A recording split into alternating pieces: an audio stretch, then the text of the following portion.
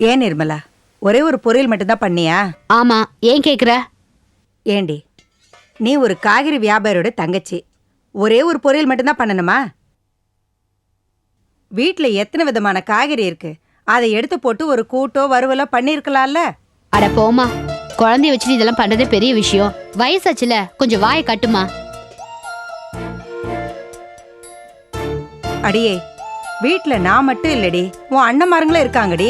ஏன் இதை மட்டும் வச்சு அவங்க சாப்பிட மாட்டாங்களா? நல்லா பதிலுக்கு பதில் பேசுடி.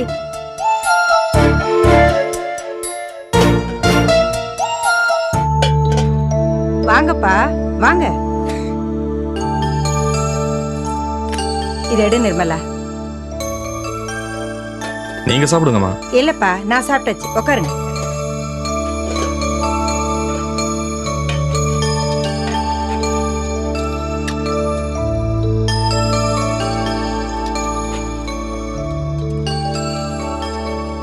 ஒரு நிமிஷம் இருங்கப்பா, நான் அப்பளம் பிரிச்சு கொண்டு வரேன். அதெல்லாம் ஒண்ணும் வேண்டாமா, போதும் இருக்கிறதையே போடுங்க.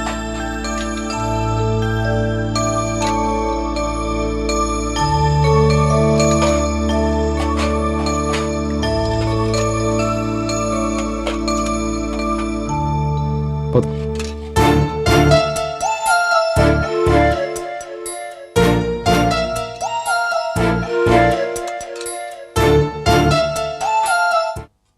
என்னம்மா சாம்பார்ல ஒரு மனமே இல்ல? ஹோட்டல் சாம்பார் மாதிரி இருக்கு, வீட்டு சாம்பார் மாதிரியே இல்ல. அப்படியா? எப்பவும் போல அதே சாம்பார் பொடி தானடா போட்டிருக்கேன். இல்லம்மா, அண்ணி சமைக்கும் போது வீட்டுக்குள்ள வரும்போதே சாம்பார் மனம் தூக்கும், உட்கார்ந்த உடனே சாப்பிடணும் போல இருக்கும்.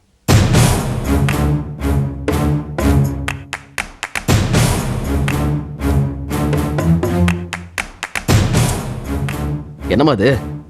உருளைக்கிழங்கு பொரியல்ல எக்கச்சக்கமா மிளகா பொடி தான் தெரியுது. அண்ணி சமைக்கும் போது மிளகு தூள் தான் போடுவாங்க, அது ஹெல்த்துக்கும் நல்லது, டேஸ்ட்டும் நல்லா இருக்கும்.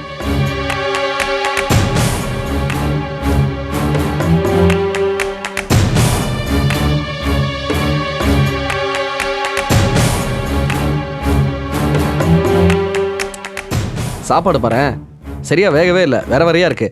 அது அண்ணி சமைக்கும் போது ஆமாண்டா, பிறந்ததுல இருந்து அந்த சிதம்பர வீட்டுல சரோக்கையால சாப்பிட்டு தான் இவ்வளவு பெரிய ஆம்பளையா வளர்ந்துட்ட. டேய், வாயை மூடிட்டு தின்னுடா. என்னமோ அண்ணி சாப்பாட்டை வர்ணிக்கிறான் பெருசா. ஏமா டென்ஷனார? அண்ணி சாப்பாடு நல்லா இருக்கும்னு உண்மை தானே சொன்னேன். ஏண்டா, கஷ்டப்பட்டு இங்க உன் தங்கச்சி சமைச்சு வச்சிருக்கா, நான் பரிமாறிக்கிட்டு இருக்கேன். இதை சாப்பிடும்போது எதுக்குடா அவ சாப்பாட்டை பத்தி வர்ணிச்சுக்கிட்டு இருக்க? நான் அதை பத்தி பேசுறது காரணமே இந்த சாப்பாடு தான், ரொம்ப சுமாரா தான் இருக்கு. டேய், இலை முன்னாடி உக்காந்துகிட்டு எதிரில இருக்க சாப்பாட்டுக்கு விசுவாசமா இருக்கணும்டா. அப்பதான்டா காலம் பூரா வயிறு காயாம கஞ்சி கிடைக்கும். நீ இப்படி நாக்குல தாளம் போட்டு பேசாதடா, நன்றி கெட்ட பயல. இப்ப என்ன நன்றி கெட்டு பேசிட்டோம்? ஏண்டா, எங்களை அவமானப்படுத்தணும் தானடா அந்த சரோ பத்தி பேசிட்டு இருக்க? இது என்ன விளையாட்டா இருக்கு? சரவணி இந்த வீட்டில் தான் இருக்கக்கூடாதுன்னு துரத்தி விட்ட, அவங்கள பத்தி பேசுறது கூட தடையாமா? டேய், இத பாருடா, இந்த மாதிரி கலரி விடுற பேச்செல்லாம் பேசாத. அதுக்கப்புறம் இந்த வீட்டுல உனக்கு சோறே போட மாட்டேன், அடிச்சு உன்னை வெளியே துரத்தி விட்டுருவேன். சரியா போச்சு. மா, ஒன்று சொல்லட்டுமா? சரவணியும் இந்த வீட்டில் இல்லைங்கிறது 4 பேருக்கு தெரிஞ்சிச்சுன்னா, அப்புறம் அருந்ததி, சந்தோஷ் அவங்கெல்லாம் இந்த வீட்டை விட்டு வெளியே போனது கூட நியாயம்னு தான் பேசுவாங்க. அவங்க எல்லாரும் இந்த வீட்டை விட்டு வெளியே போனதுக்கு நாம தான் காரணம்னு நம்மளை தப்பா பேசுவாங்க, தெரிஞ்சுக்க. ஏண்டா அறிவு கட்டவனே, மத்தவங்க சொல்லுவாங்க, நீ எப்படா சொல்லலாம்? முதல்ல ஓ மனசுல அப்படி ஒரு எண்ணம் எப்படா வரலாம்? நானும் அவங்க 2 பேர் வெளியில போறதுக்கு காரணம்? நான் அப்படி சொல்லலாமா? உலக நடப்பை பத்தி பேசினேன், அவ்வளவுதான். இதே இன்னொரு வீட்டில் அப்படி நடந்தா கூட நாமளும் அப்படி தானே பேசுவோம். தப்பான கிரக சேர்க்கையில பிறந்த பயடா நீ. அம்மா, ஒரு நிமிஷம்.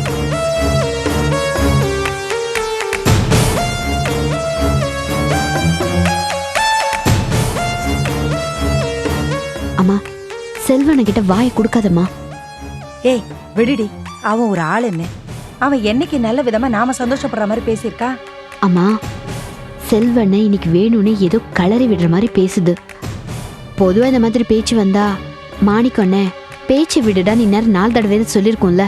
இன்னைக்கு பாத்தியா, மாணிக்கண்ணே ஏதாவது பேசுதா? கம்முன்னு உட்காந்துட்டு இருக்கு, கவனிச்சியா? ஆ, கொஞ்சம் தண்ணி கொண்டு வாமா. இத வரேனே.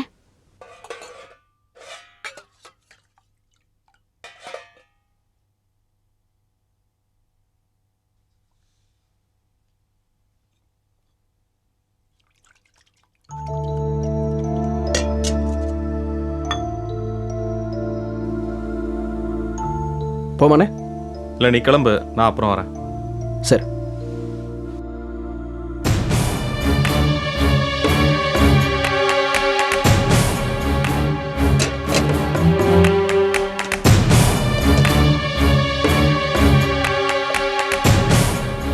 அம்மா, நான் திரும்ப திரும்ப சொல்றேன், மாணிக்கண்ணன் மனசு அலைப்பாஞ்சிட்டு இருக்கு. அண்ணிய வீட்டை விட்டு அமிச்சதை தவிர நினைப்பெல்லாம் அவங்கள பத்தி தான் இருக்கு. அனுப்பது தப்புன்னு இப்ப அது மனசுல நினைச்சிட்டே இருக்கு. அதுவா ஒரு முடிவு எடுக்கிறது நல்லது இல்லம்மா. உன் வாயில இருந்து ஏதாவது ஒரு வார்த்தை வராதான்னு அண்ணன் வெயிட் பண்ற மாதிரி எனக்கு படுதுமா. எப்படிமா இதே மாதிரி எத்தனை நாளைக்கு இருக்க முடியும்? நட்ராஜோட நினைப்பு அண்ணனுக்கு இருக்கு. செல்வண்ண வேற அண்ணி பேச்ச இருக்க ஆரம்பிச்சிருச்சு. அண்ணன் வேற பேசாம இருக்கு. உனக்கு எதுவுமே புரியலையா?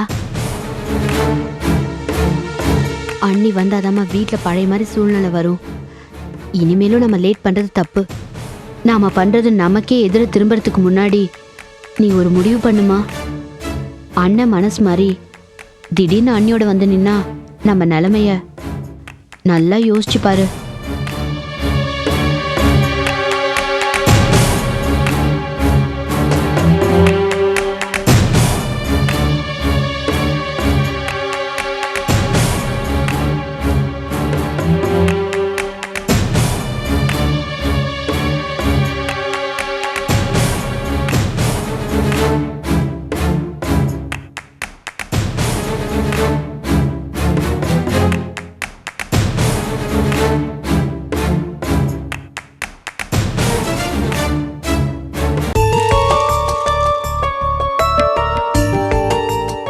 பவானி, நம்பவே முடியல.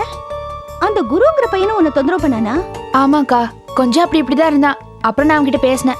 என் மனசுல படிப்பு மட்டும்தான் இருக்கு, வேற எந்த எண்ணமும் கிடையாது, என்ன தொந்தரவு பண்ணாதன்னு சொன்னேன். அதுக்கப்புறம் என்ன புரிஞ்சுக்கிட்டான். இப்ப நாங்க 2 பேரும் நல்ல ஃப்ரெண்ட்ஸ். என்னக்கா நீ எவ்வளவு கரெக்டா நடந்திருக்க. ஆனா நான் என்னமோ தேவையில்லாம கண்டபடி யோசிச்சு உன்னை சமயத்துல மூஞ்சில் அடிச்ச மாதிரி பேசிட்டேன். எனக்கே வருத்தமா இருக்குடி. நீ எவ்வளோ நல்ல பொண்ணு.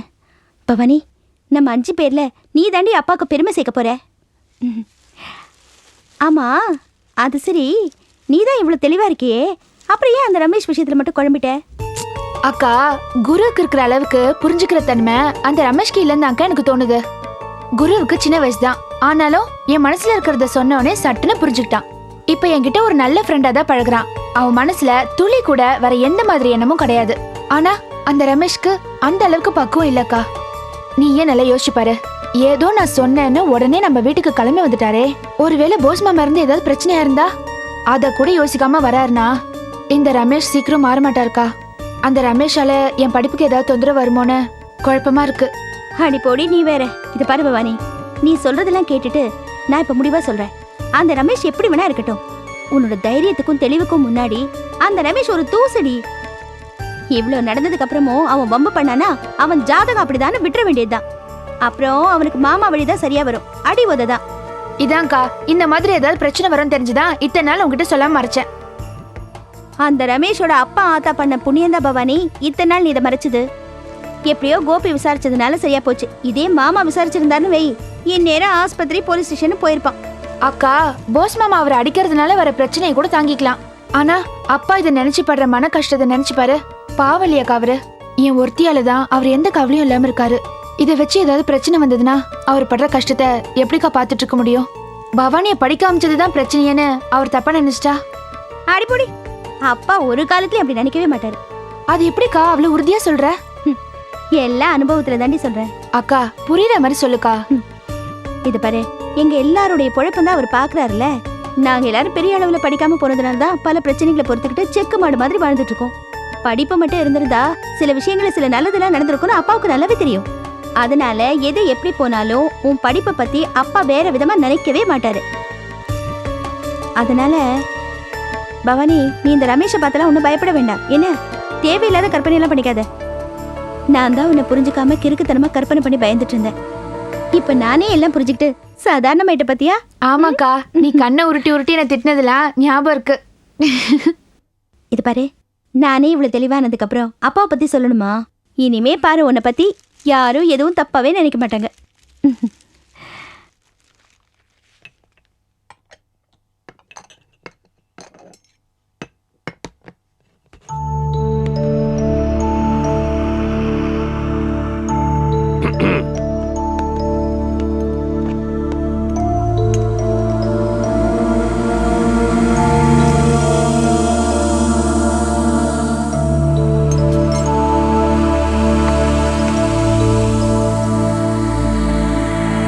என்னங்க என்னடி? ரமேஷ் ரொம்ப மனம் வெறுத்து பேசுறாங்க. அவன் வேற யாரையும் கட்டிக்க மாட்டான் போல இருக்கு. கட்டிக்கலன்னா போராண்டி விடுறி. இது என்னங்க பேச்சு? அவன்கிட்ட நான் ரொம்ப தூரம் பேசிட்டேன். எப்படியாவது பவானிய கல்யாணம் பண்ணி வைங்கன்னு கெஞ்சுறான். அப்பா கிட்ட பேசுமான்னு புலம்புறாங்க. ரொம்ப பாவமா இருக்குங்க. இந்த மாதிரி நான் அவனை பார்த்ததே இல்ல. ஏண்டி, இதுல எவ்வளவு பிரச்சனை இருக்குன்னு உனக்கு தெரியாதா? இதெல்லாம் ஒத்து வராதுரி. நீங்களே சொன்னா எப்படிங்க? எனக்கு கல்யாணம் பண்ணி வைங்க, நீங்க தான் உதவி செய்யணும்னு கெஞ்சுறான். ஓஹோ, ஏண்டி இவ கொஞ்ச நெஞ்ச பிரச்சனையாடி பண்ணிருக்கான். முதல்ல மாணிக்கத்துக்கிட்ட சண்டைய ஆரம்பிச்சான். அப்புறம் அப்படியே தொட்டு தொட்டு அவன் சகலன்னு இவன் சண்டை போடாத ஆளுங்களே இல்லைங்கிற அளவுக்கு ஆயிப்போச்சு.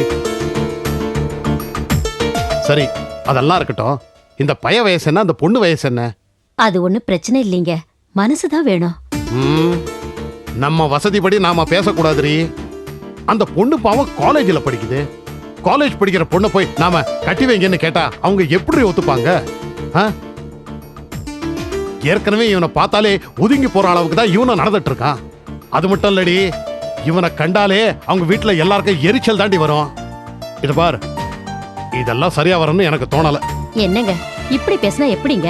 ஏண்டி, இவன் லவ் பண்றது பிடிக்காமலா நான் இந்த மாதிரி எல்லாம் பேசிட்டு இருக்கேன்? இதெல்லாம் நடக்காதுரி. இவனோட வேற யாரையாவது லவ் பண்ண சொல்லு, நாம கல்யாணத்தை பண்ணி வைப்போம். கரெக்டா சிக்கலான பொண்ணை தேர்ந்தெடுத்தா எப்படி? என்னங்க, நான் நிறைய பேசிட்டேன். அவன் ரொம்ப வைராக்கியமா இருக்கான். இவதான் அவன் மனசுல இருக்காளாம்.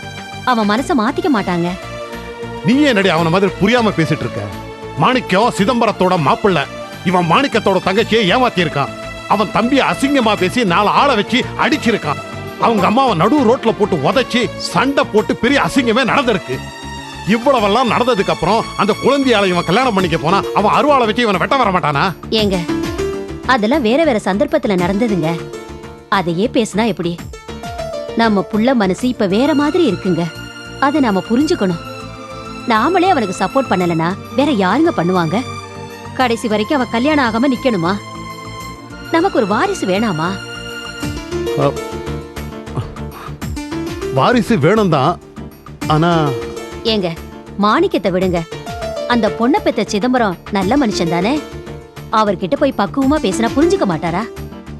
அவர்கிட்ட போய் நம்ம பேசலாங்க. என்னங்க யோசிக்கிறீங்க? நம்ம பிள்ளைக்காக நாம போய் பேசி பார்க்கலாங்க. அவர் நிச்சயமா நல்ல விதமா பேசுவாரு. அவர் நானும் தெரிஞ்ச மனுஷங்க. போய் தான் பேசி பாப்போமே. சரிடி, இத பாரு, நான் என்னுடைய எல்லா தயக்கத்தையும் மீறி மரியாதையை மறந்து அந்த வீட்டுக்கு வர சம்மதிக்கிறேன்.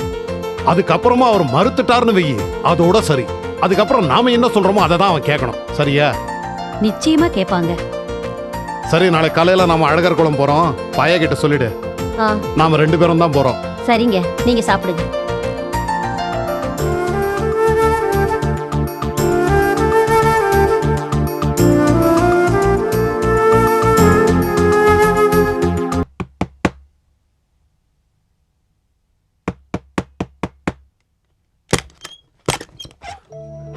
அடடே, வாங்க வாங்க, 2 பேரும் வந்துட்டீங்களா? உள்ள வாங்க. என்ன அழகர் குளம் போய் கூட்டிட்டு வந்தீங்களா? உள்ளவா இல்ல?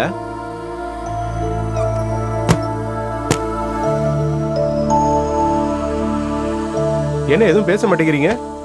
ஒரு போன் பண்ணி தான் நானே வந்து கூட்டு வந்திருப்பேன்ல. இப்படி நேரங்கட்ட நேரத்துல வந்திருக்கீங்க. என்ன சாப்பிடுறீங்க? காஃபி டீ ஏதாவது போட்டுமா? என்ன நான் கேட்டுட்டே இருக்கேன், நீங்க பதில் எதுவும் பேசவே மாட்டேங்கிறீங்க. என்னடா இவன் அநியாயத்துக்கு பவியம் கட்டுறேன்னு பாக்குறீங்களா? அது வேற ஒண்ணும் இல்ல.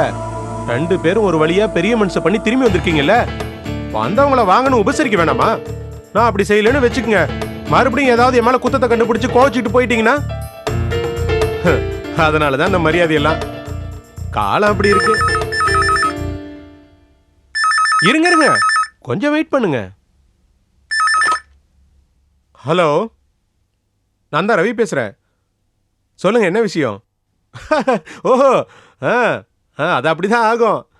அதுக்கு தான் சொல்றது, கொஞ்சமா ஆடணும், ஓவரா ஆட்டம் போடக்கூடாதுன்னு. ஏய், உலக நிலவரம் அந்த மாதிரி. இத பாரு, எங்க சுத்தினாலும் இங்க தானே வந்தாகணும். அப்புறம் வேற எங்க அவங்களுக்கு போக்கிடும்? என்ன நான் சொல்றது உனக்கு புரியலையா? அதாவது உன்னோட லெவல் என்னன்னு தெரியாம துள்ளாதுன்னு சொல்றேன். எத்தனை நாளைக்கு தான் மத்தவங்க உன்னை வச்சு தாங்குவாங்க? என்னது ராங் நம்பரா? இப்ப என்னையா கெட்டு போச்சு? நல்லது யாரு சொன்னாலும் கேட்டுக்க வேண்டியதானே? ஓசில அட்வைஸ் கிடைக்குது இல்ல? போனவையே ராங் நம்பரா? நான் சொன்னதெல்லாம் ரைட் மெசேஜ், ஆனா ராங் நம்பரா. என்ன 2 பேரும் வெளியூர் போய் பேசுறதே மறந்துட்டீங்களா? மாறி மாறி பேசி என்ன டார்ச்சர் பண்ணுவீங்க. இப்ப அதெல்லாம் என்னாச்சு? லீலா, அன்னைக்கு உன்னை வந்து போஸ் வீட்டுல கூப்பிட்டப்ப நீ என்ன சொன்ன? எங்க அப்பாவை கேட்டுதானே நான் வருவேன்னு சொன்னேன். இப்ப இந்த வீட்டுக்குள்ள உன்னை சேர்க்கலாமா வேண்டாமான்னு எங்க அப்பாவை கேட்டுதான் நான் சொல்லணும். வேலைக்கு ஓனர் சாச்சுங்கிற மாதிரி இவரே உன் கூட தான் இருக்காரு. இப்ப நான் யாரை கேட்டு உன்னை வீட்டுக்குள்ள சேர்க்கறது? ஏய் நில்லுடி, நான் பாட்டுக்கு பேசிட்டு இருக்க, நீ பாட்டுக்கு போயிட்டு இருக்க. இப்ப என்ன பண்ணுங்கிறீங்க? இத பார், இதான் கடைசி சான்ஸ். இன்னொரு தடவை கோச்சிட்டு உங்க அப்பா வீட்டுக்கு போன அங்கேயே போயிடு, திரும்பி வராத.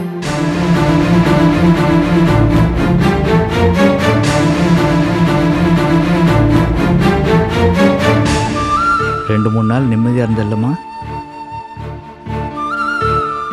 இதெல்லாம் பழகி போனது தானே மாமா. என்ன பண்றது?